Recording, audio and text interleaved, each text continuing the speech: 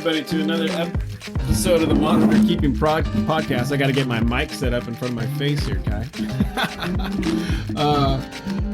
Thank you guys. Yeah. Thank you guys for joining us. So we just want to touch on real quick. We're brought to you by the Morelia Python Radio Network. All right. If you go onto their website at moreliapythonradio.com or .net, I think both work. You can see all the podcasts listed there. There's, I think, 10 podcasts covering different topics in the reptile world. It's pretty great, actually. You can get a lot of information listening to, I guess, the different thought processes more than anything of these different hosts and the ideas they come up with actually really helped me in a lot of I guess reptile keeping practices across the board, different ideas, because I keep a multitude of different things. But also when it comes to monitors, just free thinking outside the box, as a lot of these guys have had to do, especially with working with new species or solving new problems that have come up. So give some of those a listen, get interested in all kinds of things, because there are a lot of different species out there. And if you're anything like me or like Kai, one is never enough. So you'll find yourself a few species in before you know it. That being said, Kai, how are you? And not bad. I'm actually feeling a little bit better. I've been sick for the last few days. I kind of got sick over the Halloween weekend. I don't even know what happened, but it was Saturday or something like that. And man, I just felt like something took over me, So I try to shower it off, or I don't know, just try to feel better about myself. And it just started kicking my butt like Monday or Tuesday after I shipped out a bunch of boxes, man. But I was able to hatch out some mangrove monitors over the same weekend. We'll get into that over at the end of this podcast. Or right now we're trying to keep things on topic for some of the Timorensis and Offenburgi keeper out there. Yep. And so for the introduction for this one, really it's just we'd like for people to get a better grasp on this species. I think there's some misunderstandings with them as far as how they're related to the other species of dwarf monitors that we are commonly used to seeing here. There's a little bit difference within them. But yeah, we'll be getting into a little questionnaire between Alan and myself, and I no longer keep them. I used to have them when I was maybe a few years back, but now Alan has them, and so he's trying his best and basically moving step and step closer and closer as he progresses. But yeah, they're a little bit different compared to like Ackies or Kimberleys or the Tristis stuff that we get. Not to say that they're any worse or any better. They're just they're an Indonesian type, or they're basically a small island endemic type of dwarf monitor rather than being from mainland Australia. So they are still imported rather than the typical Adatria that are the commonly bred in the United States, and those are all captive-bred. We will probably never see a wild-caught one imported from Australia at all. So really it'd be what's here is what's here for those types, but we still get in Offenburgi and the Timorensis quite a bit.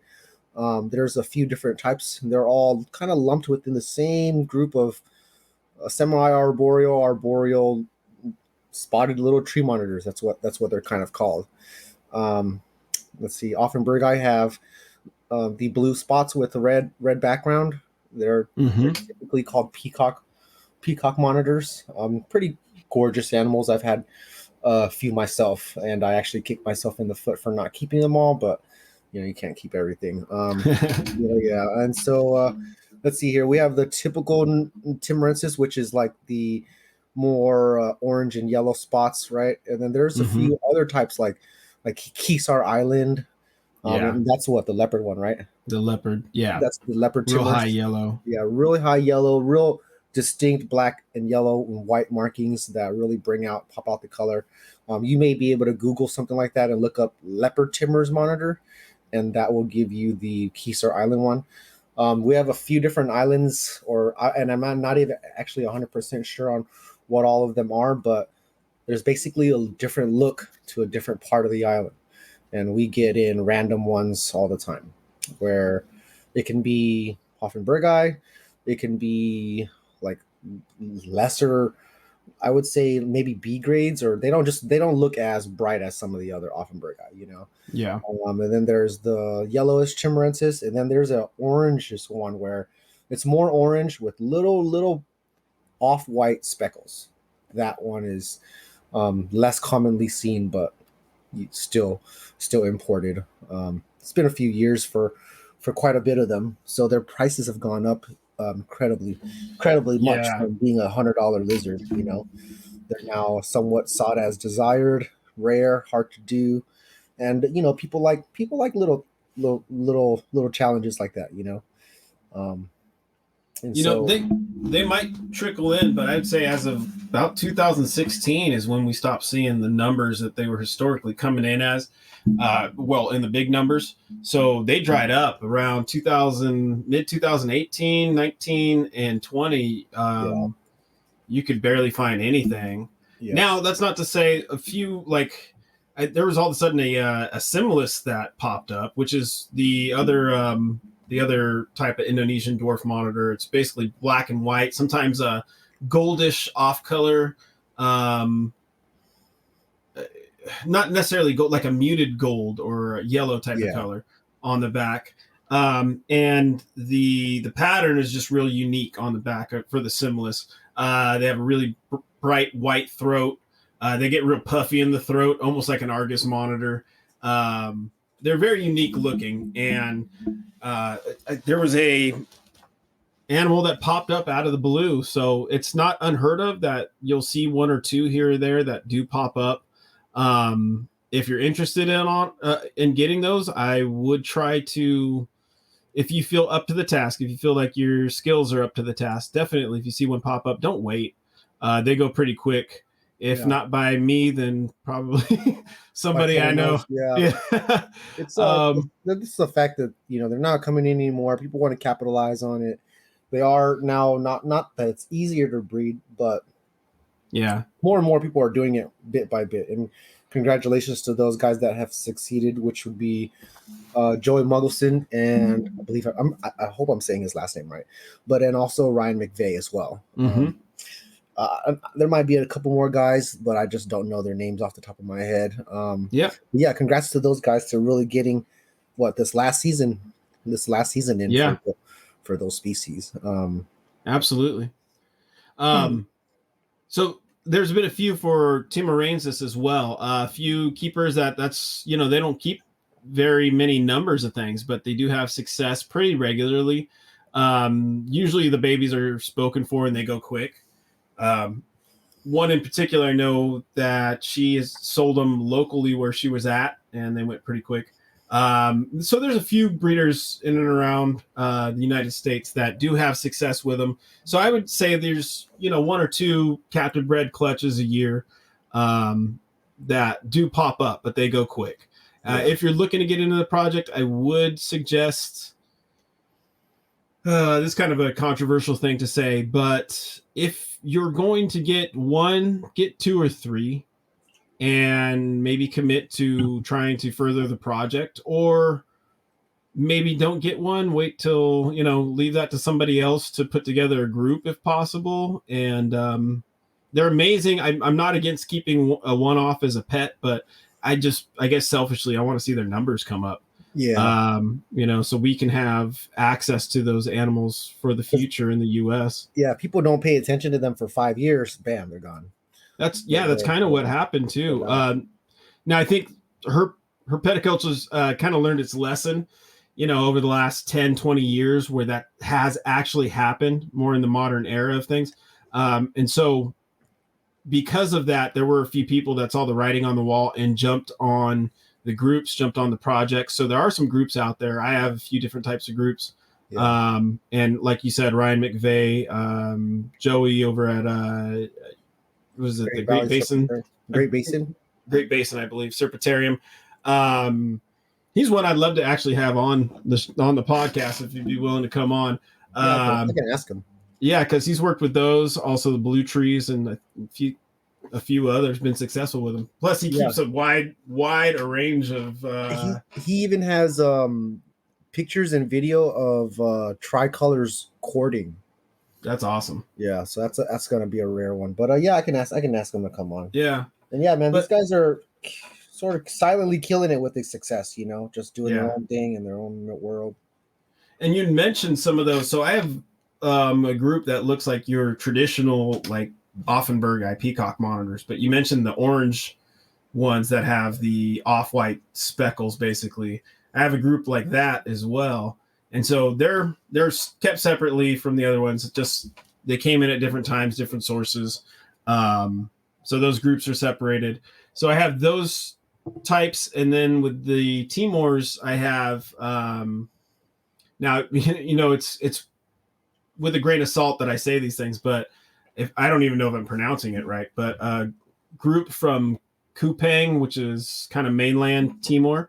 There's a pair I have that. Now, all I can say is they look more like I think it's Wesser Island, if I'm saying that right.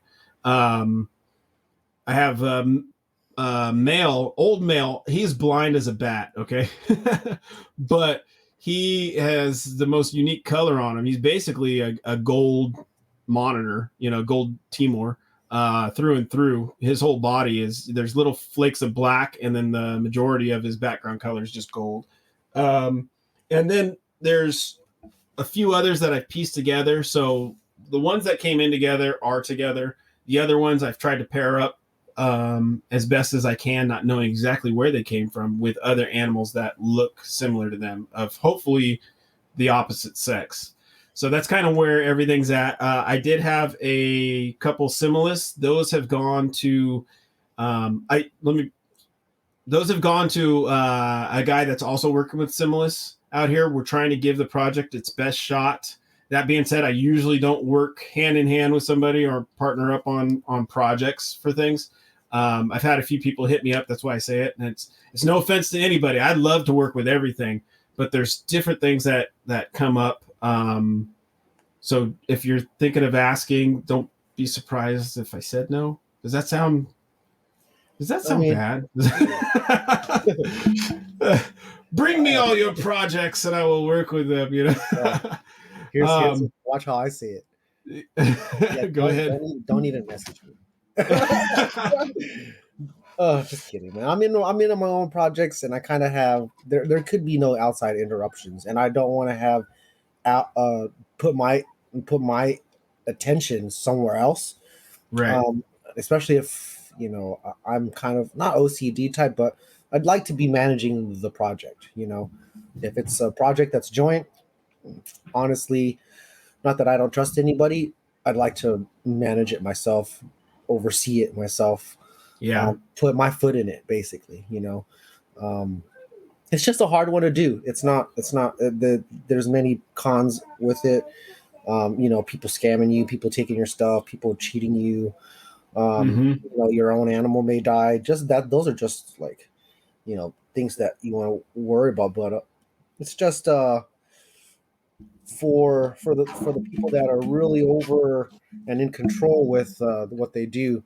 For me, I couldn't do outside projects too much. Yeah. So I gotta keep it simple. That's some of it. I am just with the rest of the collection, work, family. I don't have necessarily time to give updates that some people might want working together on how this is going or how that's going. It just might be at the bottom of the list. It's not that I'm not caring for the animals. It's just taking pictures and describing it is way down on the list. And the people that I have worked with, there's basically, or am working with, because there are basically three kind of joint projects. It's when I've taken the animals on, it's been with the understanding that, hey, there are basically no strings attached. If I'm successful and I'll give it my best shot, then, we'll deal with that when it comes. And of course, that'll be splitting clutches, doing things like that. but it has to come with the understanding that your animal may die. Yeah. It might show up dead. It might die the first week. You Yeah, know, yeah. My mail will um, just kill it or something. right? And That happen. All these things come up, yeah, and I'm not responsible exactly for that. That should be kind of one of those things that are just it's already it's a thing that's given, you know. yeah, You should understand that a little bit. And some of you may be really new to the whole aspect of doing joint projects, right?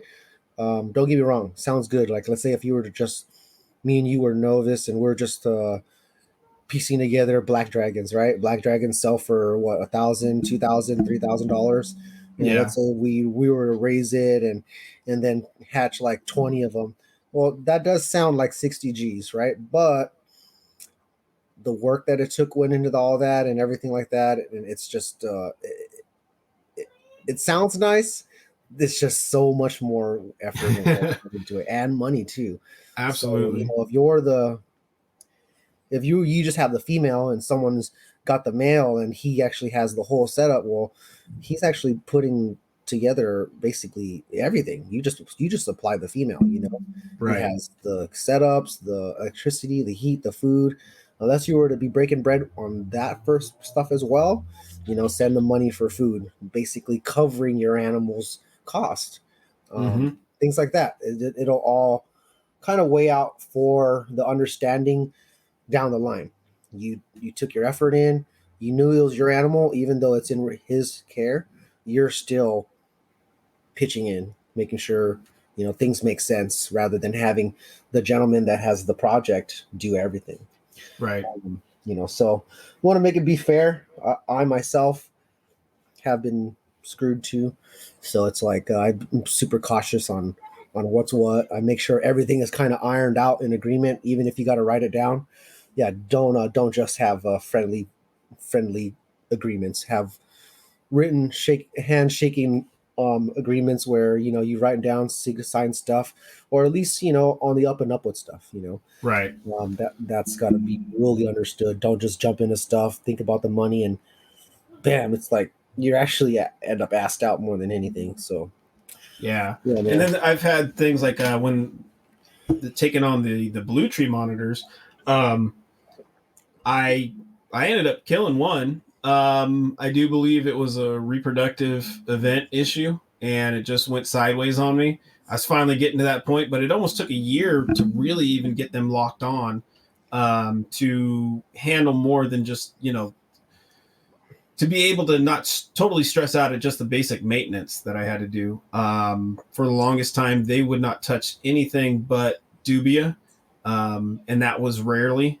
And so they were not they weren't at a horrible. They never got to a horrible weight, but it just took them so long to finally like click and catch on. Now thankfully they're locked on completely. They are eating multiple different food items, and I know I believe now I have actually two pairs. So I'm hoping good things for that. But these things happen. I wish I could say even with adult animals there'd be a quick turnaround and promise somebody the world, especially when they trust me with such a great opportunity.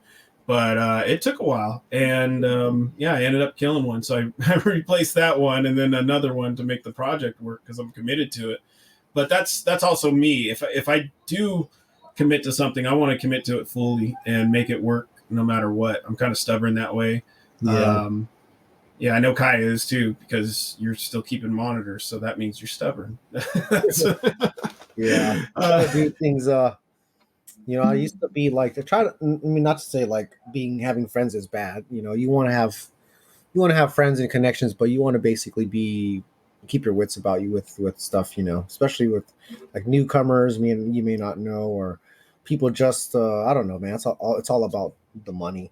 I right. think, you know, sure the money's there, but I do it because I really like these lizards. You know, Yeah. so you know I'm not just gonna like discard them off, or if the project takes a little turn, not just gonna quit right away. It's gonna you're gonna put your all into it as much as you can until it really you can't anymore.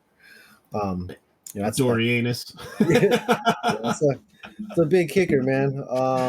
But uh, yeah, I guess a little We bit went back on a on. tangent. Yeah, we got to Yeah, go a back to little the bit team back orders. onto the cameras. How big are your enclosures? And you have them just set up like you would do your tree monitors, or you have them like your Ackies, or So I've tried a few different things. I've tried like your traditional 4x2.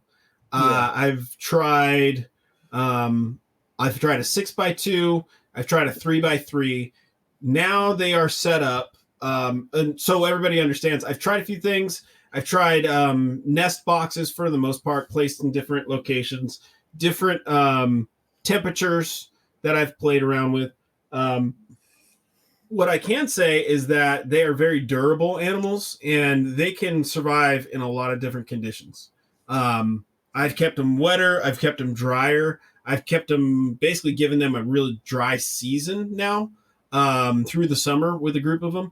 I'm trying all kinds of different things with them um, because I haven't seen the level of success that I wanted to. And some of these I've raised since they were pretty much babies and I haven't. It's been over a year. I haven't seen the level of success. Now, like Caius mentioned in the past, they're dwarf monitors. So I'm in this mindset that dwarf monitors can go by 8 months easy, but they're also Indonesian monitors. So where that might be true, if everything is correct for them, um, in my situation, maybe I haven't necessarily been offering them something they need to reach that reproductive success. So now they're in 4 by 2.5 by 2.5 foot enclosures.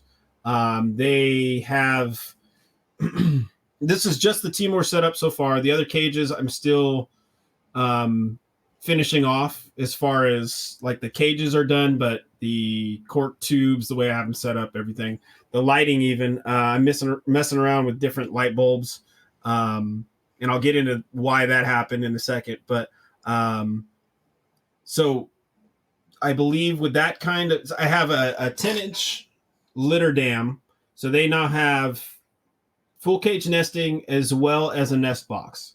Um, so they have a variety of different choices. They have hides like you would set up in a traditional dwarf monitor cage, cork tubes in there, but they also have elevated hides. So one of the things I've noticed about them is they are very comfortable using elevated hides as well as digging a burrow into the ground when offered to them. And in both instances, one of the things I've noticed with them is if they're in a tight cork tube, they will curl their tail around just like a tree monitor. And if they dig a burrow, they'll curl their tail around in there just like a kind of like an Ackie would do, but totally curled around like a tree monitor as well. So it's kind of interesting behavior to see how they're not quite dwarf monitor like we know them as far as what else we have available. But they don't necessarily fit into Indonesian monitor as we would traditionally think of things because they can handle a lot of things. Like you can set them up just like an Ackie and probably be fine with a little less heat. That being said, I'm still figuring it out, and I say that because my personal goal is reproduction. And once I get babies and I breed those babies and I'm set up and things are at somewhat of a regular interval, I'll feel like, okay, now I got a little bit of a handle on it. I know what I'm doing. So these new cages allow me to make a lot of changes on the fly. They allow me to control the temperatures, the humidity, and a lot of things. They're totally waterproof on the inside. I could fill the thing with water if I needed to. Not that I'm going to. He already did and showed me a video of it. He's like, look. Yeah, but I can even adjust the ventilation on them to fit what I need, and so I guess I'm throwing everything at it that I got to figure these guys out and give them the choice. So I would say half of them went through a kind of a seasonal change this year, where the other half I'm just keeping status quo to see what happens, and I'll compare the two. So if I have more success with the animals that went through more of the dry season and restricting water, then I will continue to do that in the future. Whereas if I start seeing success and it was more that they needed, I don't know, 2.5 years to reach that age. Maybe that was it, but I won't know till, I start seeing things, start writing things down, keeping notes of what I'm seeing, and keeping record of the hopeful success in the future. How many Feel like I got blah, blah, blah. how many clutches have you killed? Oh, see, so 1, 2, 3. I've got a total of 5 clutches, and of either the peacocks or the Timors.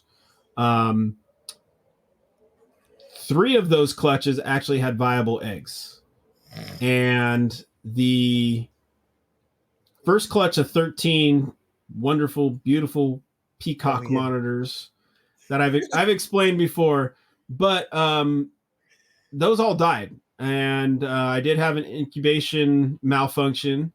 But then I had a clutch of 3 peacock monitors this last season, and one died one died earlier on. I think it went about 2.5 months, and then the other 2 died at like day, I think 199 or 100. I think I cut into the eggs because they started looking different, and you could tell something was going on. So when I cut those open, I actually saw that the animals were kinked inside, pretty much dead in the egg, fully formed but dead in the egg.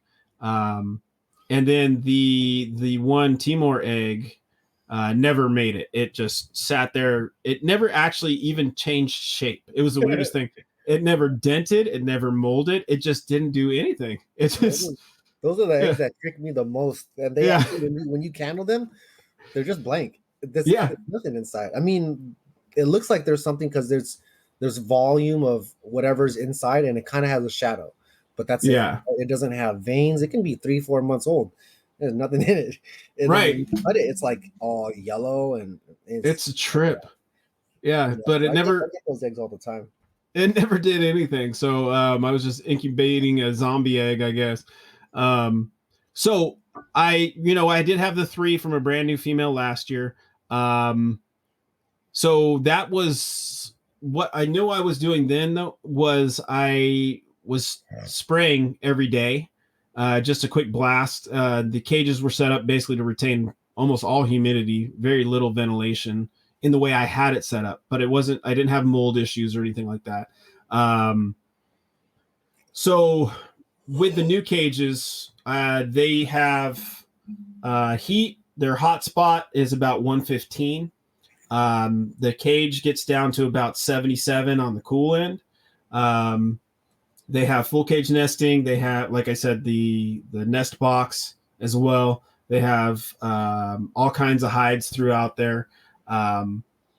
They are going to now start getting misted pretty regularly, but it's not like I'm come rainy season, right? Yeah, I've started a little bit, just quick blasts. It's not saturating at all. It's like a real superficial mist layer that I'm doing right now, and not even on the cold end of the cage, just usually right under the basking area, right around there. It's like a quick spritz, and that'll increase a little bit as we get in, like Kai was mentioning, into the rainy season. So that's the plan. See how it goes. If that works, then that's what I'm going to be sticking to, and make my adjustments off of that. So I really want to see some success. Of course, I want to see success with all the projects, but the Indo Dwarfs are very near and dear to my heart. I want to figure them out. We got to figure out what works. Some people just can hit it. Maybe something happens with them naturally throughout their whole region where they're from, and it may be beneficial to them breeding. Some stuff we actually have to manipulate ourselves. Basically control the temperature of the room, control the enclosure a little bit more. And I saw how you mentioned that you only use 115 surface temperature. I honestly this should be a pretty good topic, because everybody's always preaching about 140 and 150 and even 160. For some species of monitors, like large Australian stuff and maybe even large African stuff, no problem. But my mangroves or the cool jungle monitors, 115, 125, 130 max. Yeah. Anything above that, it's not that they don't use it. It's just really hot. It just gets the whole enclosure extremely hot, and they seem to be liking the small basking area that doesn't radiate throughout the whole enclosure. Yeah. So that 115, 120 is good, while the rest of the enclosure is 85 degrees, something like that. Oh, I should bring this up. So a group of five, I'm gonna call them peacock monitors. They're that orange variety that we were talking about. They little bastards. So I had the hotspot set up. So it was about 115 to 120 throughout the day, where I intended the basking spot to be. Now, if you can imagine a mini dome light that was pointed at this basking spot, there was, in my mind, there was no way for them to get to a higher temperature. So it worked out perfect. But as I stated, I had put into different cages some arboreal hides. Some of these are like hanging cork tubes. So these little punk lizards, sometimes you have irregularities in a cork tube where there's like a large enough of a hole in the tube on the side somewhere where these animals can stick their head out and stick their necks out. I had 3 out of this group of 5 basically find that one spot on this log where they could stick their head and shoulders out from the arboreal hide and position themselves enough under the basking spot so that they could the light would hit them, and now they all have small burns on their necks. And I'm mad at myself for not catching it, and they're secretive, so it's one of the things is it's hard to see that they were getting burnt. Had I noticed the first one, of course, that would have been changed right there. But they're secretive. I don't try to mess with them too much. So it wasn't until one day where I basically snuck in there like a ninja without turning the lights on to see what was going on in their cage. And that I noticed one had the burn mark on it. And so after that, I tore the cage apart. I looked at what was going on. So basically, at the back of the cage, lengthwise, I had a cork tube. The mini dome was basically in the middle. It was pointed down at some material that I was getting the temperatures I wanted to, and I didn't think that there was any way for them to get to a hotter temperature. I even temp gunned the cork tube itself, and it wasn't getting anywhere near. It was like 90 degrees, but so they could be on the inside of the cork tube. It'd probably be 85 or less on the inside of the cork tube, which I thought this is perfect. They can use the rising heat or the heat rating off of that mini dome inside that cork tube. They can reach certain temperatures and never have to expose themselves because they do like to stay hidden. They set for that one hole in there. When I'm not in the room, they were sticking their heads out under it and burning the back of their necks. And so I learned a lesson with that. So got to avoid that. Got to make sure there's no way that they can. So basically, they're choosing to bask from security is what's going on. They didn't want to be in the open. They didn't want to use the basking spot that I provided them. They would rather stay concealed most of the time or in that cork tube and just stick out their head and shoulders and bask that way, which was causing burns. So yeah, learned a lesson on that. So change that around. And again, that's why I'm aiming for the lower temperatures as well with them, because they will burn. You can't keep them like an Australian monitor. Now, even my Australian stuff, which I only have the Kimberly rock monitors, right? I have islands surrounding Australia, but not exactly Australia. So the only animals that I have from Australia would be the Kimberly rocks. I too do not keep my Kimberly rocks and allow them to bask more than 140, maybe 125, 130. But when I get them to breed the most, is when I turn it down to 115 and 110. And then the whole ambient basically becomes a little lower, and they rock much more during that time than when it's blistering hot. So it's weird.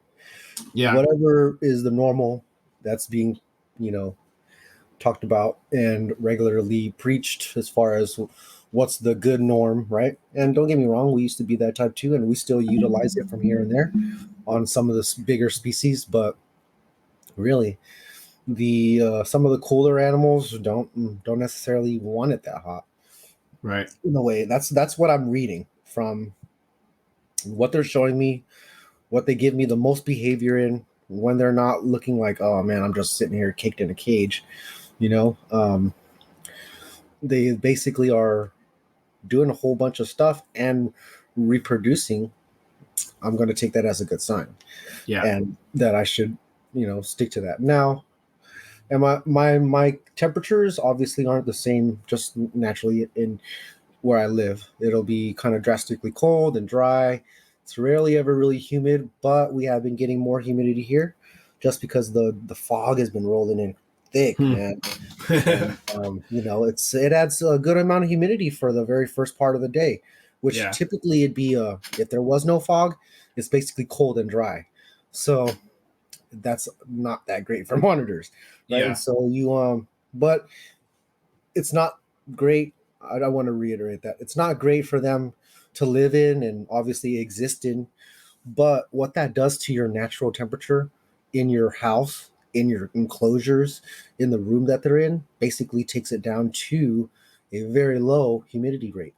Hmm. And that percentage that you want, if you're going to capitalize it on it right now, you'd be calming your animals down, cooling stuff down, basically taking advantage of it right now. If you didn't do much of this prior in the summertime, you'd start now and then basically cool your animals down from November, December, January ish.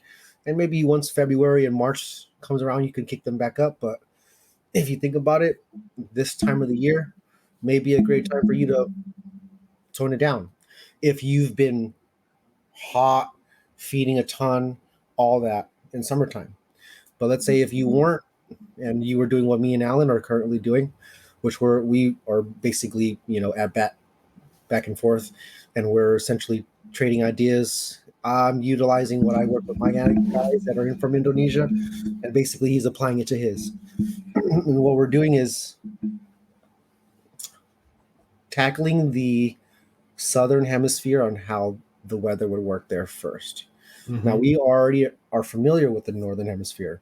That's how you do tortoises. That's how you do colubrids. That's how you're doing ball pythons, other pythons, boas, things like that, right? You guys are essentially cooling them down from like what September, October, November-ish, right? And then they'll get to going. Um, these what we're doing here in not in Australia, in Indonesia. We jumped. In Indonesia, basically, summertime would have been their driest season. Okay, it's basically not exactly what you think as far as alligator crackling pavement, and in some areas, yes, but really, it's the ground is still just dry on the surface. It still saturates and creates humidity on itself, but there's less clouds. And so at nighttime, what happens is when there's no clouds, all that humidity just escapes, Hmm. right? Typically, clouds would hold over a forecast, and that creates a barrier. It even creates a barrier just like you don't even have to be in Australia to know that, when there's a huge forecast here and it's extremely hot in the day, those clouds basically trap in all that heat, right? It's facts. And so with this humidity, because that's what derives humidity is heat and moisture, you are then going with what is done in Australia, in Indonesia, and basically you're cooling them down, cooler nights, drier season all summer, and then when it starts to really rain naturally here in California, where we're from, or the in North America, we're actually just right. We all kind of go through the winter together. Some more harsh than other, but it's basically cold. From Hmm. Washington to even parts of Florida, you're gonna experience a tad bit more colder more rain, more storms, more whatever you're going to deal with, that is basically going to be beneficial for you and your animal. The pressure will have dropped, the rain would have come, and your animals would basically be in totally different environments now as far as everything goes, from when it was summer and then what it is now, or Right. or the coming weather, which is, colder, it's going to rain. And naturally what you're going to do sometimes is heat your enclosures more. You are not using AC anymore because the temperatures are now just 70, but they're not cold enough where you're going to use the heater yet, right? This is what I'm going through now. So this is kind of like a drop in the heat. It's going to start to get colder, but it's not that cold yet. So your cages have actually just started getting hotter because there's no more AC running around. Yeah. Your things have slowly started to change. These are just all micro. This is within 2-3 weeks of each other, So not everybody is this in tuned, and we understand that. But if you can draw out a calendar, help yourself get more in tuned, basically figure out from what I talked about, which would be beginning of summer, all the way till next spring is when you're going to start to draw your calendar. Now, for me, I draw 2 whole years because might as well. I have all the time, and I literally am, to make one clutch that I just hatched out, I prepared several months in advance before the breeding part, before they ever mated. I prepared them for this. So I would draw out more than just several months because, you're not gonna see the whole picture if you're just drawing out a few months. Now, well, you may be confused a little bit, so I would basically have you do a northern hemisphere and then a southern hemisphere, and then basically do 2 different years and have one labeled northern hemisphere where you tackle it the right way, and then one northern hemisphere where you tackle it in another right way. It's just really depends on how your weather flows and how you're going to tackle it. Let's say if you've been trying the northern hemisphere and it hasn't been working for you, try the southern hemisphere one. Mm-hmm. If you've been doing the southern hemisphere one, which most people don't, do the northern hemisphere one. And you will have to, though, be very strict on your change, because what you've been doing for so long, you have to do everything different. Things with your diet, Terry, your temperature, how much water you place in there, things like that are all going to be lined up with how you're going to try to breed. If you have a ton of water and you're regularly missing things because you think, oh, they're from the Solomon Islands and it rains there a lot, and I'm going to basically drench my enclosure, that can actually hinder your whole process if you're supposed to be doing it dry right now. So this can be confusing. The way I'm explaining it, I hope it's a little bit less if you can just kind of align them up with either northern or southern. So you have 2 points to really work on, and study. And so, you can try to then really then apply it and see if it'll work for you. But yeah, man, it's not easy. It definitely takes a whole lot of practice, and we're trying to see if these would work for the monitors that are basically not being bred regularly. Right. Yeah, it seems like there's a lot of guys that have water monitors figured out. I've never messed with them. I had 2 that came in and went right back out as soon as I could. That's my experience with water monitors. But obviously, people are having a lot of success out there with them, working with them. And then, of course, I'm doing a lot of the Australian monitors. Kai's got the Kims. And I will go ahead and say I don't know how this will look in 10 years, but right now they're easier. That's one of the reasons I think we recommend like Ackies, or a lot of people recommend Ackies as a good starter monitor. Ackies are durable. Their eggs are durable. I have, I've had some accidents where the incubation accidents where the consistent thing that has made it through has been Aki eggs every time. It's like The egg I don't even. explodes, it's fine. Yeah. You're looking at looking inside the egg, and the animal hatches out with the rest of them just fine. Yeah. But the They're Indonesian egg, you don't even do nothing to it, and they're all yeah, just blow on it. So they've really surprised me how durable they are. And they're great. They're absolutely great animals to have and work with. You don't have to do a lot of this thinking. You can get your feet, wet by just caring for a monitor, seeing how a monitor acts, getting familiar with the way a monitor does things. It's different than a bearded dragon or a leopard gecko, and I say those just because they're the most common out there. What's crazy is that we can also do the same thing to bearded dragons and leopard geckos. The same thing. Yep. Same exact thing. That's what they would. They're not going to have the same weather all year round. We know bearded dragons are going to brumate or whatever. Yep. It's kind of what they should be doing. Yeah. Yeah. I'm doing that with that other project, messing around with those too. Well, we won't get there yet, but it's where it's just things that talked about, but it's not understood completely. And then some people think it's you can skip it, right? Or you don't have to do it, just keep them up. It's a little bit more beneficial for them to actually go through that part of famine. They lean out. Some of them are really good at tucking away, and they can drop their heartbeats down to a very low rate and basically cut out all the metabolism, everything. And so they're designed to do it. Go ahead and do it. But yeah, we'll get into that next time because this is not a Big Dragon podcast. Not yet.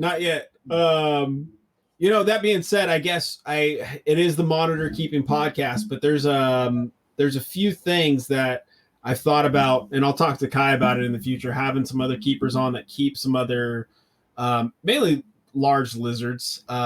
But some of the ideas, the things they've had to go through, could spur on some more ideas or maybe solve some problems we've been having. We just never knew to look in that direction. Yeah. So kind of gets you thinking on different planes.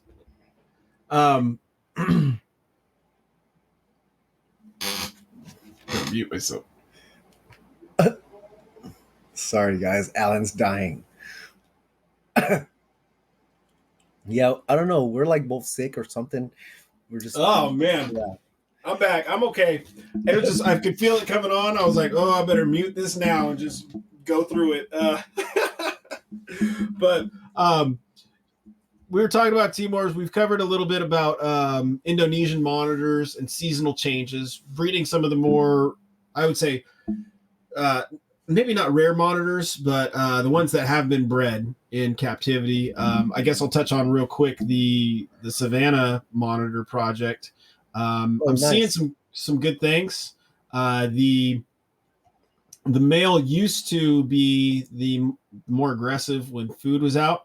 Now the female is not nearly as large as the male, but it's almost as if they've changed roles where she's become more dominant with the food. I've seen some behaviors that just kind of tell me she might be ramping up for something. I mean, I'll still have to watch it. So I kept them dry throughout the summer. Very little access to water, very dry in the cage. They were still feeding. It just wasn't at the same rate. So now water's back in the cage, starting to increase the humidity, and they're getting fed a little heavier. So I have been seeing some basic things, some head twitching from the male over the female. We'll see where it goes, but this is what I wanted to do. I feel like it's in line with kind of the discussion we had with Linnea on things. So, we'll see what comes of it. And it's kind of exciting. Linnea's right now just finished and leaving Africa. Yeah. We had her on doing a snub-nosed Savannah Monitor podcast. And she has successfully bred them. Basically, Right. I walked her through kind of what I do with mine. She applied it to hers, even in a bigger scale, only not on purpose exactly, but what she did was she took her female and her male and she basically gave them a cycle and cool period for 6 months. It wasn't intentional to be that long. She actually started, had to move in the middle, and then basically just kept them more chill rather than full blown running. Mm-hmm. So once she was done with that and she basically got them cranked back up, her female would laid 100 eggs, I think like 30, 40 eggs, and then next clutch is another 30 eggs, and then more clutches after that. So, I mean, you think about that's a lot of eggs out of one Right. female. Um, and this is okay. When you, how do I say this? It's going to be a little bit difficult to understand, but when you give them a break and you basically either brumate them or cool them down or whatever you want to call it, right? The cycle is basically closed, and then when you are taking them and giving them a relaxed period, um, they're kind of eating maintenance feeding, nothing too crazy, right?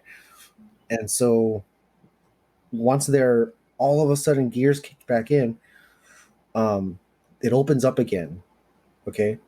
And then you're feeding the animal more, and it's developing follicles, and it's continually going, right? I've noticed when the animals have had several months to just chill, there's no breeding, there's just light maintenance food, the whole cycle of reproductivity is super long and so many clutches rather than when I'm just keeping them the same 24/7 every day. Yeah. That's been my experience. This has been my experience with not just one breeding pair, but several breeding pairs of monitor lizards, from Australian to Indonesian, and the local islands in and around there. Okay, from Papua New Guinea to the islands in between Australia and New Guinea. Just I have monitors from just about all those Micronesia areas, and so um, it works. It works. I know it works. And this is it works with other people in their species. So if you guys are interested in trying these things and willing to give it a go for some of the stuff that you haven't been reading, it might be something to take on. Mm-hmm. Yeah, for sure. Yeah, it's funny. I've had these conversations with Kai, but I've been reluctant to put it out there because I don't know what I'm seeing yet. It's maybe a little bit hard to see with Ackies, and because they just seem so ready to be able to reproduce and breed and go through the motions. But I do think I'm starting to see it with them too. So when I do allow things a break, a cool off sometime during the season, I won't even say it's consistent with the seasons. I will just Yeah, say just a break. just a break. Yeah. Yeah. That when I then go into okay, get them back up and running, more food, whatnot, temperatures up. They do seem to produce better. I know I have one specific Aki female where I have a lot better success with her when I do that. So it's a clutch, feed her up, take a break, and then give her a good solid 3 month break, and then heat her up to a little bit more, just the ambience in the cage, the actual basking spot about 20 degrees, and feed her up again, and it's back on.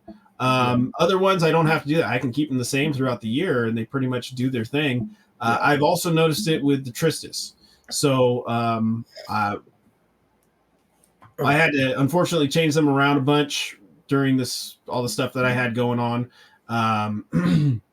But I expect certain things out of them. I hate even saying it because I don't know what I'm seeing. It's just when I do give them a break, cool them down a little bit, then ramp them back up. It seems like it does trigger that reproductive event to happen. So it's not necessarily like with the Indonesian stuff we're talking about. We're following a more strict protocol about how to get there. Now the Australian stuff's been here for 30 years already, so it's generations and generations of captive bred animals. You couldn't go and try to switch them. Well, I say that that's actually a wrong thing to say. They these babies are not the same babies that you would go find in Australia. They're just not. Okay. Yeah. Yeah. You'd have to acclimate those ones from Australia probably too to what we do here, you know. Right. Half of ours would probably die right off a rock because they'd run out there and get eaten by the first thing out there. But we also have to consider the fact that on that note that the Australian stuff, because we've had it here so long, we've probably unintentionally bred it to perform in certain ways. So obviously the ones that we didn't have to figure out how to feed exactly what it wanted, the more opportunistic feeders probably grew faster, grew better, and bred quicker. So that got passed on. You could say the same thing as far as the fertile animals, the ones that were ready to reproduce. Those animals probably got more attention than the other ones. So eventually, 30 years of doing this pretty much unintentionally has led us to what we have here now, what we would call an Ackie here. So it might not be the same as what's out in the wild. Now, that being said, it might not even make a difference. But just some things to think about. That's a whole nother tangent, man. Yeah. I can go off on that for a while. And I do in the conversations with Kai, it's like, what if I do this? What if I try that? What do you think about this? But that at this point, trying to let that loose on the podcast would probably just sound like crazy talk. So yeah, not everybody might get that. Yeah. And we throw around crazy ideas, guys. There's some things it's like, why would you ever do that? But hey, it might be the thing that people are doing. In the people think that 40 and 50 degrees is freezing. Oh yeah, it's not. Good. In a controlled sense.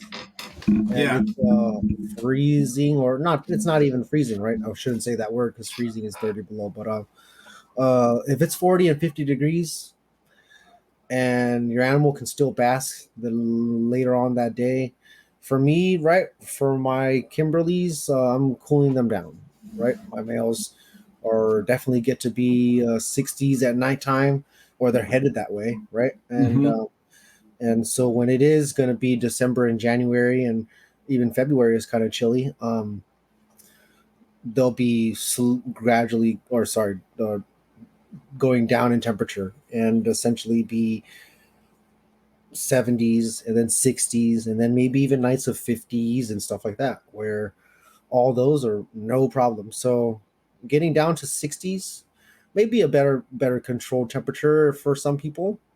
But I've gone pretty low for some of my stuff as far as temperature wise, and below 60 was the number for at least several days. And it's not a complete several days. It's just the mornings, just the nighttime when it's 1 to 6 o'clock in the morning that are the coldest, right? Things like that.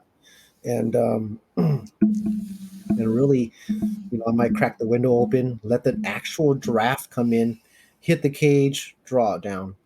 I actually moved that enclosure that the Kimberleys are in now, and I just moved it right in front of the window.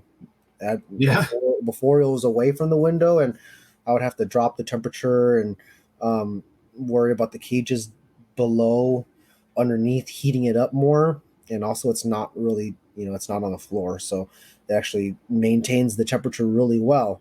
So what I would have to do is just cut off all the lamps, really, right? But I got better success and better fertility out of the males after I've started to just get them single, separate, alone in their own cage, and basically at 60s at nighttime. No problem. Yeah, you mentioned that, and I had a buddy hit me up today who was basically felt a little pressure because the heat lamp on his Savannah's cage went out. And this is a full adult. He's, I want to say he might be 6 or 7 years old or whatnot. And so the ambient in the room was low 70s. And he's like, I can't get to the shop today to get the right light bulb for this. What do I do? Kind of thing. And I said, nothing. Don't do a damn thing, he could probably go through the entire winter with the amount of size. He's not fat. He's not unhealthy at all. Just a normal adult Savannah monitor. He could more likely go through the whole winter and come out the other end just fine. Full ready to breed. Right. Yeah. And that's the truth is we forget sometimes, how durable they are. Or a lot of times I hear people bring it up with, they say, I'm going on vacation. What should I do? You turn the lights on medium and leave. Yeah. Turn them off. If your house stays a certain temperature, you could actually just turn them off, let them clear out whatever food's in their system and then turn them off. I've done that for up to 2 weeks. It's never had an issue with it. And I say that for most of the Australian stuff. I haven't tried that with the Indonesian stuff quite the same way, but I would think, knowing kind of doing their research with Kai as far as what they go through during the year, there's plenty of times where their nights or even in the daytime, you're in the 60s and it's not very hot. It's the humidity is relatively low. So I would think they, hole up somewhere and hide away and do just fine. Mine, like if I turn off all the lamps and even just having the cage sit at room temperature, right? They still go all the way to where it's 60 and 70 degrees. Yeah. Regardless. Right. I tried to show somebody, hey, here's my cool side, right? And so he asked me what the temperature was and I temp gunned it. And it said 75 degrees, right? And these lizards aren't supposed to be from places that typically stay 80, or people aren't realizing that they like the chill. Now, when we're looking at temperatures and we're studying stuff, rarely ever is it surface temperature that is given to us. Very rarely. Mm-hmm. What you're looking at on Google temperature or whatever, the weather and everything like that, right? That's probably temperature taken just by a random person in the shade, or just like it's not 100% accurate on microhabitus surface temperature. Yes. And when I say microhabitus, it's basically something that's they escape into a little nook and cranny. It can be a stone hedge with 2 bricks that have a gap, and bam, that's a microhabitat for some little lizard that's gonna tuck in there. Those can get really chilly, and we don't really know, and so it's a thing that we basically had to try and test out here. Yes. Just all right, 70 degrees. We're gonna go with 7 degrees as low first. Yeah. They can handle 70, no problem. Let's do 65. 65 seems to be okay. Let's do 60 and 50. And then my good number now is a good high 50s, low 60s for a possible nighttime drop where they can sit. Now, my whole room is 80 degrees. It's a grasshopper monitor room, so it's hot, especially upwards, right? When you're on a ladder and you're in the ceiling, it's dang near 90 degrees. But on the floor, pass out, fall off the ladder.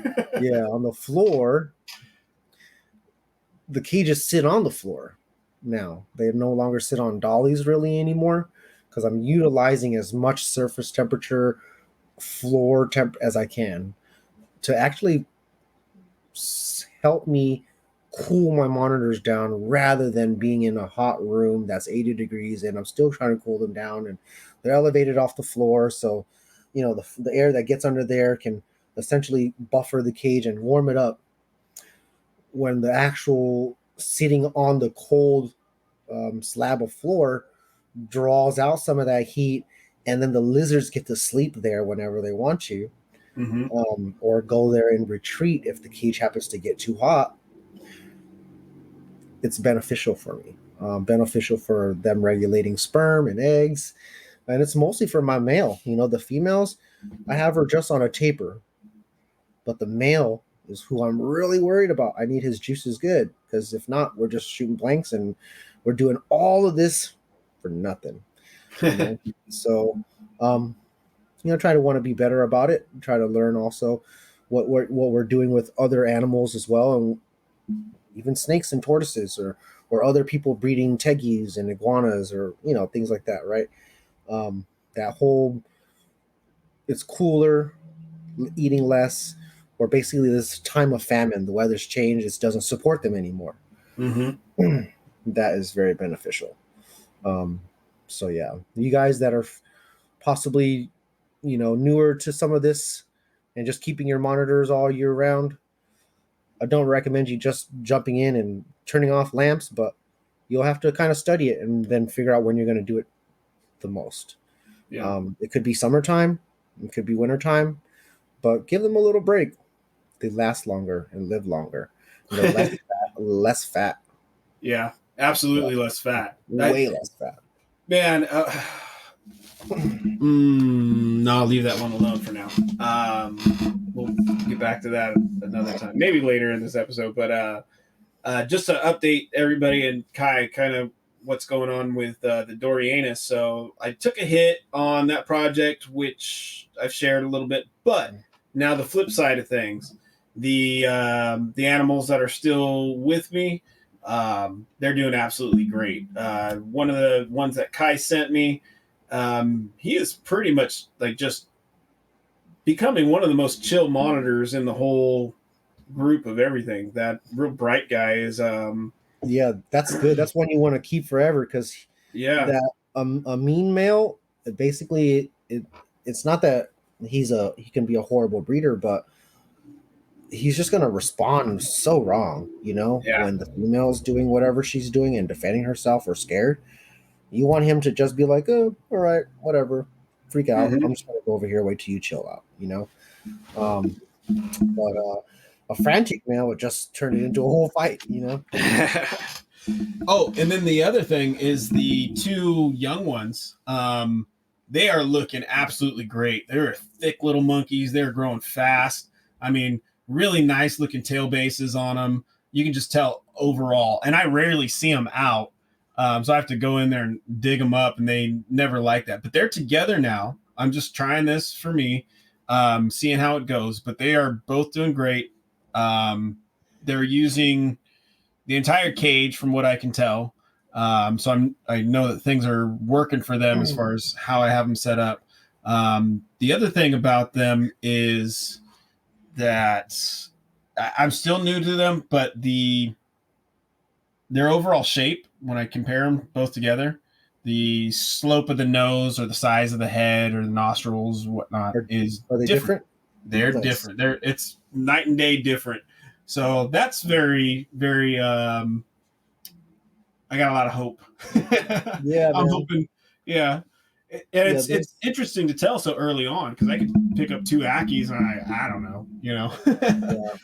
But yeah. So, for me, right? I guess it's not. It's true with a lot of other monitors, and there's like different aspects in the head that kind of give you a clue, right? But for me, it's the 3 points between the eye and the nostril, and then the very tip of the nose. Okay. Yeah. So the distance between those are shorter for your female, and then her nose would basically look like she's pushed it against the wall, and it's kind of like has a duck bill, right? Yeah. And then the male is basically, it's slightly more elongated, and the distance between his nostril and his eye is longer, and then the distance between his nostril and the tip of his mouth is also longer. So it's interesting you say that, because as you do, we get pictures from people saying some different things, and a lot of times people think that like you said, that pushed in nose, it looks to them like a bulkier head. Yeah. And so they think it's a male. And a lot of times what you're seeing is actually that female. And this is not true across the board with things. We're just saying we're talking Indicus type species. But I've also noticed it in that old pair of Timors I have. Yeah. They're kind of interesting because the color of their tongues is different than the rest of them.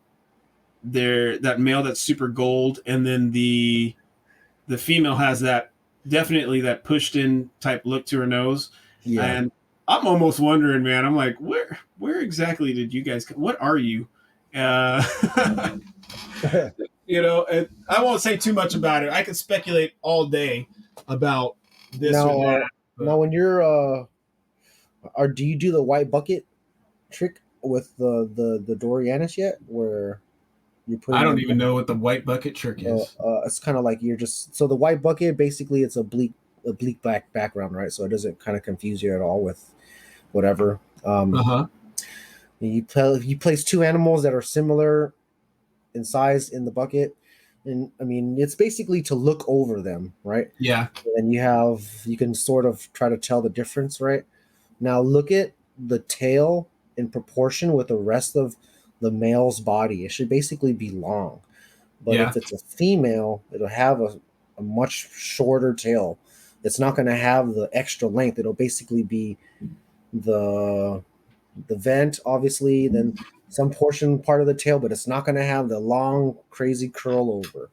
If you pay attention, because they're both similar size monitors, see if that one with the snub nose also has a shorter tail. It actually Um, does, and yeah, I say that just because I'll send them both to you once we're done recording here. But I just took two videos basically, and I like videos because you get shots. It's like, what sex is mine? I have no clue. You're looking at a still shot, but a lot of times short videos are a lot better in looking at the overall monitor, and in my opinion, easier to tell.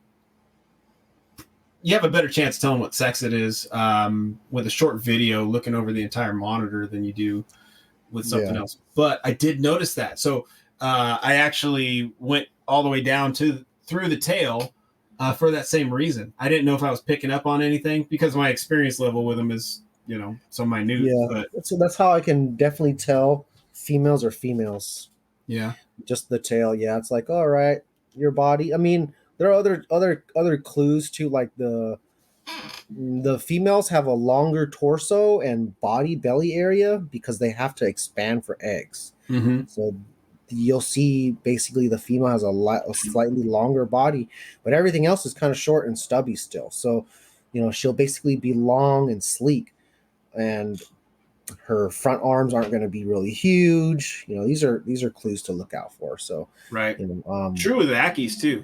yeah. Actually, yeah. So you can almost apply this to many monitors. Do you see that pair of baby doom rolls that John posted just No, recently? No. no, I don't. So I yeah, don't need to see that. they went up and when they went up and they were gone. But Yeah. bro, they basically he had a 1.1 in his hand just by looking at it. Like Right. sure they may be the same size, same age, but man, you could just tell like this one is just smaller build, has that head, has the tail. This one Yeah. is same age, but it's a honker, Yeah. and yeah, Oh, that's that's how, like, that's how I tell. remember those sand monitor babies? The first two out of the egg. Sure enough, I've kept up with the where they went and their new owners, and it does look like they're a pair. So I mean, they're in two separate locations, but for sure you can almost see it right out of the egg when they were together. It's like, oh, that one's going to be a male, or that one's a male, that one's a female, and sure enough, that's pretty much how it's playing out. Yeah. So it's kind of interesting. But oh man, did you want to? You had mentioned getting into eggs, Oh and yeah. I had mentioned with where this all started as far as cutting into those Timor eggs that were, I'm sorry, the peacock monitor eggs that went bad. I did Yeah. eventually cut into them. I've cut a few eggs. I've cut usually when I know stuff's hatching and or they've maybe already pipped even. I cut an egg to get that cool eyeball photo. I did Yeah. that. So But these ones, I had a save. Well, I think I was saving them, but so to start off, I had 7 eggs, right? Basically, one egg was that that mysterious yellow the whole time. So yeah, so that's basically now 6 eggs. And then I had one die like 130 days in, right? When that one Yeah. looked albino. Remember that one? Fully formed, shaped wise, but just missing the pigment. So when I cut it open after it started to smell and mold, what was inside was an albino-ish looking animal, but it wasn't albino. It's just non-developed, right? Right. And then I had one more that so that leaves us at like what, 5 eggs now, right, or something like that. Then I had another one that basically pipped, drowned in the egg, Oh man. right? And then a second one came out, died. Um, and then I had three more eggs in a different container, and I was like, all right, all the other eggs have pipped. It's about 170 days. Let me just cut, right? And so, Right. all right, before anybody says anything, or I just want to be sure that I took it took a lot of restraint for me not to cut these eggs when all the other stuff was happening. So I just let them go, try to let them do their own thing naturally. That's what I still recommend for anybody new now. Um, Try to let the normal process flow. But there are times when you're not going to be able to, or you see things happen and you kind of want to save these eggs or whatever. So I had a baby pop out, or not pop out, but pip, and then go back inside. I even gave it its time instead of kind of ripping at the egg, right, or tearing it up. I gave him his 24 hours of, hey, you can come out on your own, do your thing. I go in the next morning and it's dead. So I'm Hmm. kicking myself in the foot at 3 a.m. in the morning, and then it's me and Mike on the phone, and uh, honestly, I only know him as being someone successful in cutting and saving eggs. As Yeah. you notice, he's done this with his, I think, a couple clutches of bigger monitors, some dwarf species like King Gorhams Yep. and things like that, and Ackies. And so, I think he um, even mentioned it when he was on with us one of the yeah, times. right. And so um, I basically picked his brain, but I also picked a Rob from a Nerd as well, and Jake Snake Hmm. Farm as well from Nerd. And then I watched their videos of how they typically do it. They also sent me training videos that they're just, it wasn't even a training video, it's just an example video. And they went ahead and just showed me how to do it. And so I still did not do it, okay? Because I'm still very wary. I didn't want to just kill them and be like, oh man, I'm just mass murdering these eggs because I couldn't wait.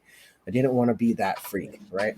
And Right. so I was like, all right, this baby is dying.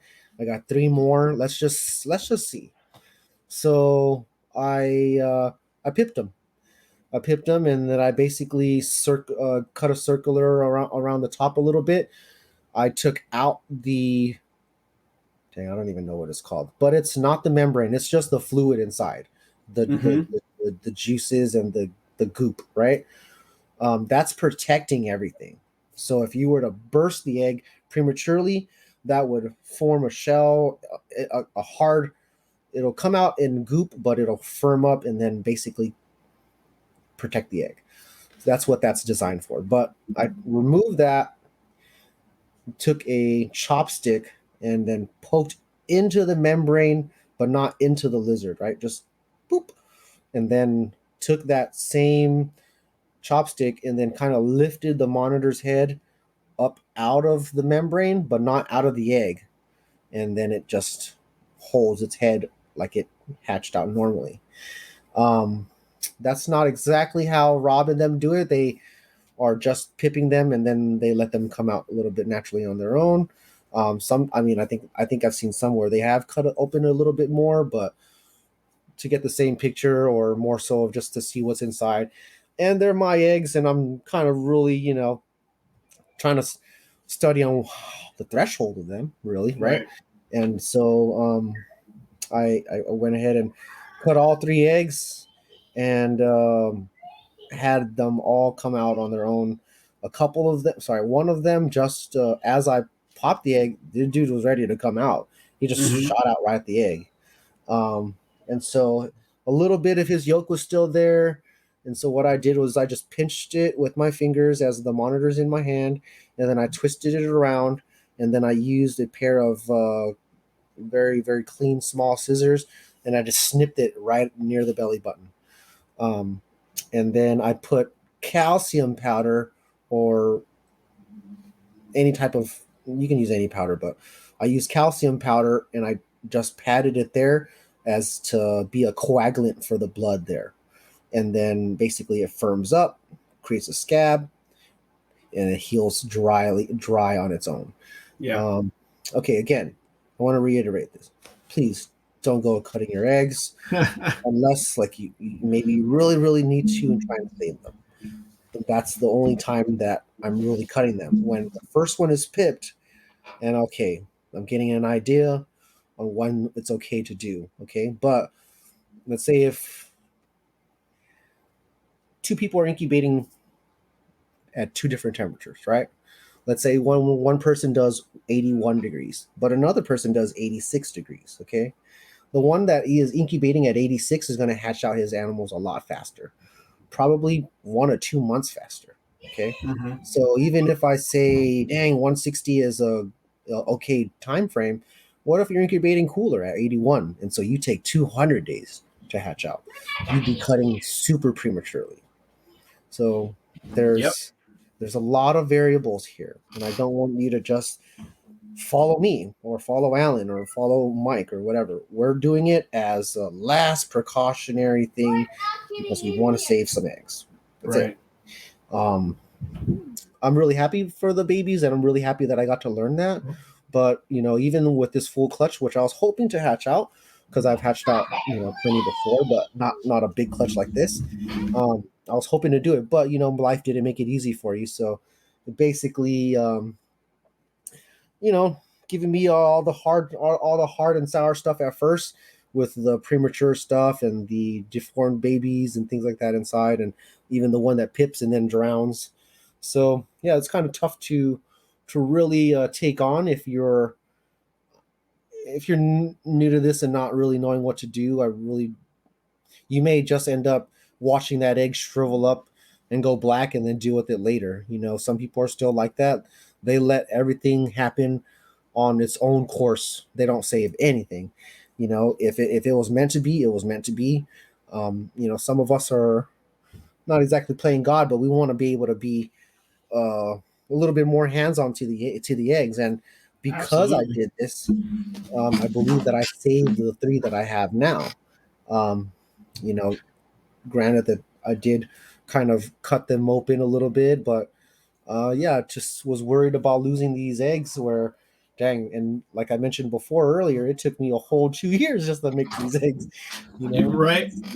Yeah, There's things like that. They're kind of controversial. It doesn't matter the species you're working with, so across the board with cutting eggs and whatnot. But I will say this: that you should let things go naturally, especially if you have two healthy adults. If you got eggs, there's a good chance you'll get more eggs and you'll get another crack at it. yeah, So there's that. Don't become so impatient that you think everything has to go right on that first clutch. It might not, but you're gonna get other clutches if you have two healthy animals. So take that into consideration. But at the same time, because people are doing things like cutting eggs, like what Kai um, explained that he did with his, or that Mike has done, and now Mike's super comfortable with tying off umbilicals and going because he's done that. We now have access to that knowledge. You guys could probably reach out to Mike or listen to where he's brought up that topic before. And we're talking about Mike Stefani over at Mike's Monitors. Because the guys at Nerd have done some of these things and gotten hands on, messed it up maybe a few times in the beginning. They figured it out now, so that all of us can benefit from this information. Okay, so as much as it might be controversial, you say just let it run its course. There's a lot to be learned when you get hands on and you start messing with these things. I got to hang out with two Python guys that, they venture into situations because of the size of their collections that vets have never even had to go into or really think of, unless they are that one specialized vet somewhere in the US that has dealt with this problem with reptiles. These guys figured things out on their own, had to solve problems by going hands on. And sometimes it's been with a pair of gloves and some kitchen scissors. Okay. But they've saved animals. They've taken eggs out of animals. I believe there's even a situation where they took eggs out and hatched eggs. So, you know, these are kind of some of the things that, yes, they're controversial. You might not like them. You might say, let nature run its course, but we can also learn a lot from doing these things. I don't miss an opportunity with like a deformed egg or something that I'm not sure of. I'll get in there. I'll try something different. I'll cut it open. Both with the monitor eggs and the snake eggs, just to kind of see what's going on, see why that egg looks deformed in this way, see why the maybe the color of the egg has changed. Not during the process, of course. This is obviously, you know, when either something's going wrong, I know the egg's not going to make it, or like Kai mentioned, or like it's happened where there maybe the rest of the clutch is out and something still looks good, it just hasn't come out yet. I might wait a certain amount of time and decide, okay, now I'm going to take a peek inside and see what's going on. So, but they're your animals. When you get there, you make your own decisions with those things. But like Kai said, there's a right way. Listen back. You don't want to mess with some things that are going on inside that egg.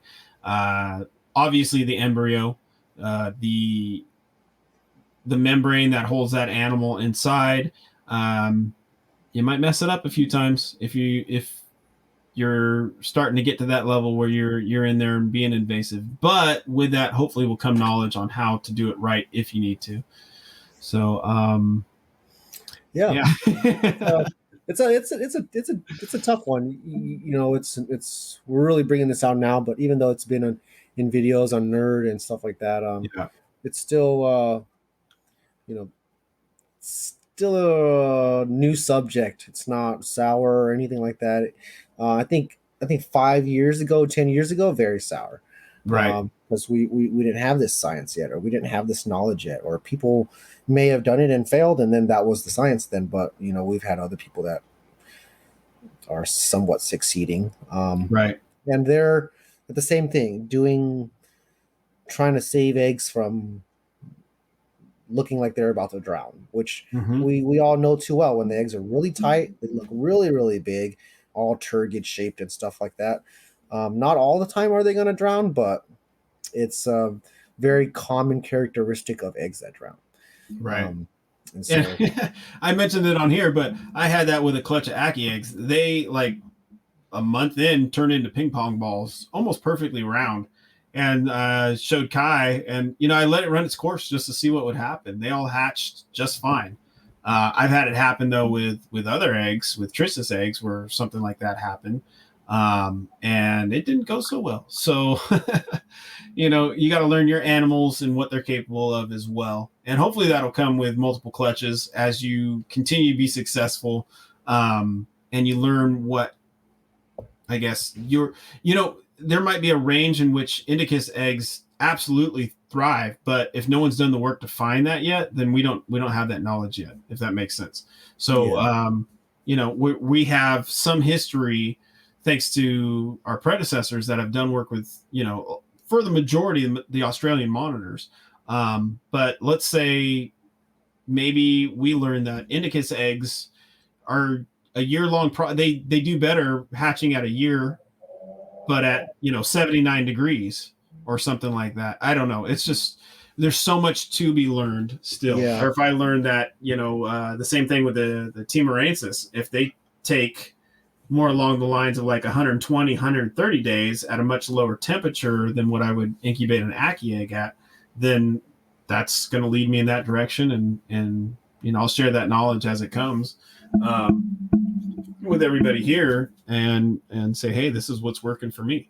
So we have a base and we have to learn from that. The base for me has been Australian monitors. And so on a lot of things, that's where I start. And then it's tweaking off of that and making the changes off of that, as I'm doing now with the Indonesian stuff.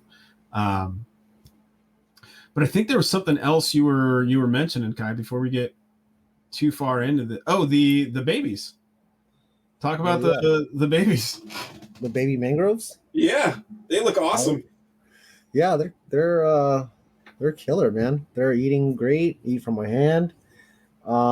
This would be. I'm not sure what this is. Is this F? So Jody 2.5. from yeah, this is F 2.5. As the female is technically not captive bred, but it's my female that makes everything. So yeah, basically I'd taken the male, produced it back with the female to prove that the parthenogenic part is actually fertile and whole working and everything like that, not just infertile duds or whatever. So Jody's fertile and he makes pretty nice babies. Um, let's see here. What else is part of the project? Which, real quick, it's saying a lot because as we're talking about things like Partho eggs, a lot of times Partho eggs aren't as viable as Good your eggs. yeah, as normally produced eggs where you have the two parents in there. Um, and especially throughout the whole clutch where your normal clutch, most of them you're going to assume to be good with a Partho clutch. You might have one, maybe two good eggs in there, and there's a lot of talk that the babies a lot of times have a harder start. I mean, from the egg, harder incubation, harder start, and so now for Kai, you're basically showing that hey, not only is it possible in this species, but it can be bred back. I mean, that's kind of huge things, and show that the offspring will be viable. Yeah. It's pretty awesome. Yeah, so I wish I can keep them all, but I can't because there's going to be more babies coming. So I really gotta um, watch my space and everything like that with the time frame. But I'm gonna hang on to them for at least a couple months, watch them and everything. They seem to be doing they seem to be doing really great. So they're responding really well. They like it a little bit cooler. It's already cold, and they don't have both heat lamps on. They don't even like it that hot. So Yeah. I turned it down. Um, yeah, basically giving them a photo period, so that way they know when to come out. Yeah, it's they're a little bit different. Like the little Kimberly rocks, I can keep their lights on 24/7, and they don't really seem phased. They come Right. out when they want to come out, but um, yeah. I wonder if that's kind of what we talked about earlier too. If that's a product of generations and generations of captive bred upon captive bred animals, and Yeah, where yeah. or I don't know. I think also the mangroves, they don't like all that light. yeah, They don't like the intense heat and light. Yeah. I've been in a mangrove basically forest. You walk on these like little planks and walkways because you're over water still, and I mean it's dark in there. It's Yeah. the where they grow and how they grow. It's pretty dark in there. You get a little spooked. I lost the rest of the group because the trail kind of spidered off in different directions around this mangrove Yeah. forest. I'm in a different country and I'm like, hey guys, it got a little creepy in there and real quiet. It was interesting. Um, but yeah, it's not the same as your desert sun that you're going to get in Australia somewhere. Right. I mean, Yeah, just this it just seems like anything too hot, man. And I notice them, they don't come out, right? And so I mm-hmm, wait and I'll turn the temperatures down and I'll dim it down or I'll change the bulbs and I'll get it to a point where they come out and they're hovering around the basking area and bask a little bit. That's the behavior I want. I don't mm-hmm. want the ones where they quickly bask and then just disappear. So yeah, just it's a little tough. It's Teamwork. a little tough. Where I wish they would. All right, man, make it easy for me. Just be like some Ackies or be bulletproof. They need a little bit coaxing. So, like this is how their day starts. I crank on their light, right, and then Mm-hmm. I just spritz the cage, and then I kind of wakes them up, and they come out, and they'll get a drink, and then I go in and offer food. I leave food in a dish for the ones that aren't tongue feeding, and then I actually try to feed the ones that are out and bold, just so I can get that bond with them. Yeah. You know. Yeah. I'm going to be trying it here with the talking on feeding, trying it with the Dorianus, the one I mentioned, the bigger male. Yeah. He's a sweetheart. But the two babies, man, one went for the glove today. I was gloved up when I went in after him, just to dig him up and see how the progress is going. And one of them locked on. Fortunately, they were, even as babies, they were some like thicker leather tipped gloves at the end. I do not want to take a bite from those guys. So now that I know that they're doing good and they're eating, they're taking down, full size dubia and pretty good size rodents and whatnot. I'm going to, now that I know I have tons of different options on what to feed them, they're feeding on a bunch of different things. I'm going to definitely change it up a bit. And we mentioned feeding smaller items. So these were like, I would say like a small adult mouse that they were able to take down, but I'm going to change it up. So I don't necessarily want to be I throwing started doing such small fragments of food. It's crazy, man. Like, yeah. So for training, right, and for just maybe spacing out some of his food or their food, right? Um, I don't allow any of my females to like honk down a huge chunk. It just basically makes them uncomfortable. So I give them little itty bits. So I cut them into like nickel-sized pieces, right? Mm-hmm. And these are 2 to 3 foot lizards, so they're kind of small bits. And then even my males, I kind of just do like a quarter size or $half size bits. They're a little bit bigger, so these are 3 to 4 foot lizards.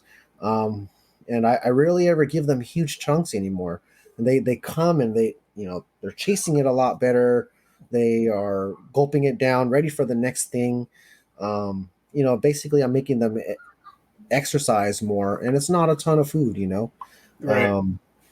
So yeah, it's beneficial for me. And then my females basically get to taper down so much fed that way, and I don't have to really worry about being too fat. If I used to just, all right, here's a plate of food, just polish it off. Yeah, but now I'm much more conservative on the food, and if they cycle, they cycle. If they don't, they don't. I don't want to just force them into one by just feeding them a lot, or Yeah. they're not able to burn all of that energy doing anything. So it's like you're just getting fat then. Oh man, even the babies. So I feed them like, I would say I probably feed them 3 times a week. And when I send you the videos, I mean they're growing good. They're thick, and that's just off of 3 times a week. It's so funny to see how different things can take on food, and what the different food items too. So what I'm using, I'm also using. So I'm doing dubia, the rodents, but I'm also doing egg with just some calcium powder in there. They seem to actually really like the egg. I don't have a whole lot of animals that will just readily go to egg like that. Usually if I know they're hungry, then they'll kind of, all right, I'll eat this. But yeah, they absolutely, right now, these young ones, they love that egg. So I don't know. I'm having fun with it, man. Now that I've gotten over the hurt a little bit, the ones that killed over on me. Yeah. I actually, like all the stuff that I had to deal with the last stressful 3 or 4 months, bro. I mean, it's all satisfied now, Yeah. And then I have a whole nother clutch of Kimberleys that I'm preparing to hatch out right now. So I just that's awesome. Yeah, I just put a bunch of dry material in there to soak up the eggs. I got to check the eggs actually after this now, change that stuff. Yeah. And then, yeah, man. So is that what you got incubating right now? You got Kim's, or you got any more Indicus incubating? I have one Kai Island egg. Yeah. And then I have one random Kimberly egg that I found. Yeah, I don't know, man. Is it good, or is it one of those zombie eggs? It looks good, but good it's stuff. only like a month old. So okay. Yeah, it looks good. It's white and firm. It's not that like ghost white looking look, where we can tell. Oh, no, it doesn't look that great. Yeah. Right. So yeah, it looks good. I have so the Kai Island one is doing well, and that one egg is solid with veins and everything like that. So I'm hoping we can get it there to the next to the next level and basically hatch that egg. It should just be like the other Indicus eggs, at a good 84 degrees, and seems to be doing fine. I got it on a lower shelf. Um, and yeah, man, we'll wait to see how it goes. I'm basically at my next step now. Like last year was giving me eggs, but they're infertile, right? Yeah. I even sat on those eggs, and they just ended up looking like they were going the full term, but never grew. And not, yeah. Never did anything. When I cut them open, they were smelly, so I was like, oh, whatever. But this is it. This it's a whole another year now. So this year we've got eggs before the year ends, so it's good. Yeah. And then I have like pairs that are paired together, but I after now that I've hatched these out and just thinking about it now, I should probably be preparing them a little bit more, just because I've been focused on a couple other pairs and getting these things to hatch out. Those other pairs just went into their new cage, so I'm not really trying to breed them just yet. Let them get settled in, less frantic, know each other and things like that. They're in the same cage, but there's a partition in that cage, so they can't get to each other. No, dude, I gotta get like a small vacuum hose, because any other PVC tube, he just fits right through, dude. You gotta get like a small. I got someone that's just, hey, bro, send me your old used vacuum hose, so I can connect it as a travel tube through the cages. Yeah. Because the square works. The square cutout that it works, and I have to put a little piece of plank there, right, to make it even smaller, because it's like 4x4 or something like that. So the actual male, he can get through without a problem. I made it that way so I can make it smaller rather than having to try to force it out bigger. Right. And then yeah, man, I gotta figure out a tube to put there so she can travel in and out, and like it's no problem. It's not that easy. It's gonna be hard. Yeah. It's Krusty's idea, and motherfucker used the old vacuum tube. So like that can only be done if I have a vacuum from like the Hoover 90s. Like, they don't even this make is what you need here. Yeah. Checking out eBay for. I'm gonna ask somebody online. Watch. I'm gonna send it in a little bit. Like, hey, does anybody have an old vacuum tube that's about like 2.5 inches in diameter? I'll pay you like $50 for it. Go check out the old thrift stores, the Goodwill stores. I'm sure they'll have what you need. Yeah, that old. You know what I'm talking about. It's that tube that connects to the side. It's like most vacuums don't even have that tube anymore. It's a straight canister now. So it's like, I got to get that. Yeah, man. If any listeners are out there and you have one of those, don't time for a new vacuum, send it to Kai. He's got things going on here. Yeah, I need just the hose. I just need the hose. Yeah, man. Kai needs hose, guys. Kai needs hose. old ones. Yeah. Man. So, what's your weather been like? Mine has been back and forth. It's like some days 70s, the other day it was 90, and I don't know. That's why I'm getting sick, I think. It's been low 70s at the highest. It's been mainly in the high 60s and to low 60s. So definitely the weather's changed. It's, we've had some rain. And my next Thursday is going to be 90 degrees here. Are you serious? Yeah, but then Tuesday is 70. That's so insane. I don't even understand this weather. And I have to adjust again. Yeah. I'll have to just like really watch my temperatures those days and turn stuff off. Yeah, my high is 68. Most of them are low 60s this week. So those are good. Yeah, I can deal with that. That's fine. It's just remembering when it happens and going around and changing the bulbs and doing it at the right time, because you have those weeks where over here where I'm at, it's we can kind of have that Indian summer. So it's like 1 week's cool. You want to go change the bulbs. But if you did it, then all of a sudden you got some, days back in the 90s or 100 and it's too hot. you got to definitely be on the safe side of that. Now I've been able to go around and change bulbs to higher wattages as I've needed to. And man, I ordered these bulbs. It's getting harder and harder to find the right kind of bulbs out here. But I ordered these bulbs that were like a pack of 6, what they call them, reptile bulbs, right? These little halogens, right? They looked, for whatever reason, they looked different in the picture. When I got them, they're like the size of those nano bulbs that ZoomEd uses. Yeah. But they're like 50 watts. And so they look like a little Hershey kiss of a light bulb that fits in like the E26, E27 sockets. And I don't know if they're going to work very well. I'm going to check up a few different lighting options just for these like little mini bulbs. But the thing is, it's some of them are 30 watts and the other set I got is 50 watts. That's a lot of heat, even if I hooked up 3 of them because they're so small.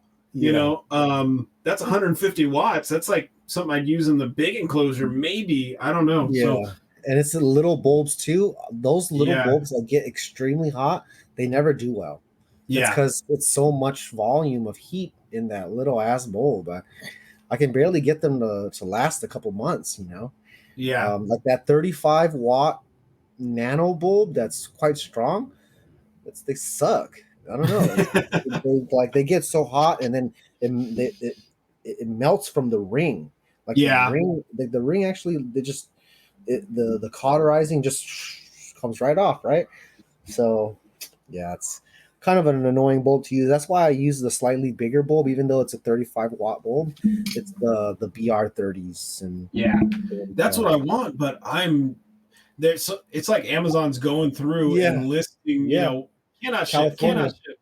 I used to have some sneaky ways to get it, and now I still can't. So I think there's a guy who's still sending some to some people, but he's down to like specific bulbs. It may not be a variety anymore. Right. But man, I guess if you need some, should we do this? Should we do this off the air? Yeah, I mean, I basically have dudes send them to me all the time. Guy's got the connect. Yeah, man. Just have somebody and have them ship them into you, man. I mean, I pay them for their footwork. You know, they're definitely no longer $3 bulbs after everything, but I'm paying for contraband bulbs now, right? So might as well. Well, the funny thing is, if they're labeled the way I understand the laws, if they're labeled as reptile bulbs, they can still be sold. Right. So somebody out there just slap reptiles on the outside of the cardboard and send them over. I need them. I'm getting low already. I'm looking at winter and I'm looking at because you know sometimes these bulbs they only last 2 months or so. Something could go wrong. Whatever. You got a monitor swinging from the dome. Whatever it is. Sometimes they burn out. Sometimes there's an accident. I need to have a stock on hand for these, or find some idea that works differently. I'm coming up with certain things, but none of them are easy. It's just easy to be able to take out and screw in a new bulb. If I could find someone to work with me and machine, basically bend some metal so I could use, make my own banks of these little mini halogens, I would go that route and just turn everything into mini halogens and just use like a series of 20 watts. But until that happens, you know, I still need these, like you said, the par 30s, par 38s and whatnot. Those are still some of the best bulbs. Yeah, I was mentioning online on my Facebook that I only use par 38s mostly during wintertime. Yeah. But during summertime, because it's so hot and I don't like the cages so blistering hot. The lizards don't like it either. I use the BR30s, 45 watts. Those are the typical people. The chameleon people use those bulbs because they don't burn their chameleons as they get so close to the bulb. You know. Yeah. I think I wanted to look it up right now. We're getting towards the end of this, but if I can share it with maybe the other California people. I think there's a few other states that are going the way of California. Sorry, guys. I think it's what do you call it? It's the whole energy efficiency and the bulbs basically crank too much out. They're trying to conserve more. I mean, overall, not a lot of people like it, right? Because it messes with their convenience of stuff. But if you haven't noticed, the world's trying to take shape and go greener, And Right. so some things we may not be able to do anymore, like something as simple as, or I would say dumb as, straws being banned, right? Just things like that. You see stuff that we would think try to be progressive, but sometimes it can be, hindering to what people have going on already, right? And Mm-hmm. so it kind of makes it less convenient, and we feel like we're suffering and stuff like that. It's It hard, does suck, man. It does suck for California big lizard keepers because we're really limited on bulbs I can get. And for the Right. last 2 years, instead of wasting my time getting rejected and rejected and rejected by Amazon or by other shippers, I just have friends ship them in, man. Yeah. I pay them some extra money to just do the footwork for me, take their wives out to go eat or whatever, and typically does the job. Yeah. Um, No, I agree. I'm pretty much headed the same route. I was just trying to find. There was somebody that actually lists. Oh, here it is. I think it's Pangea. PangeaReptile.com, and you can still get the, like, here's a 75 watt.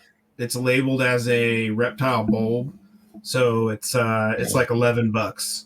And I think they have a like a 2 pack or a 4 pack or something like that. Of course, no connection with them. I think I've bought maybe one or two things from them in the past.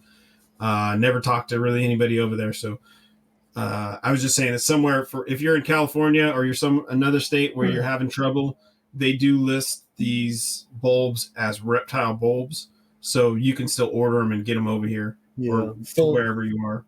and in a way, let's say if worse comes to worse, right, and you're left with some smaller reptile bulbs, and you obviously can't get the basking floodlights or other beneficial bulbs that you would typically do the job for you, right?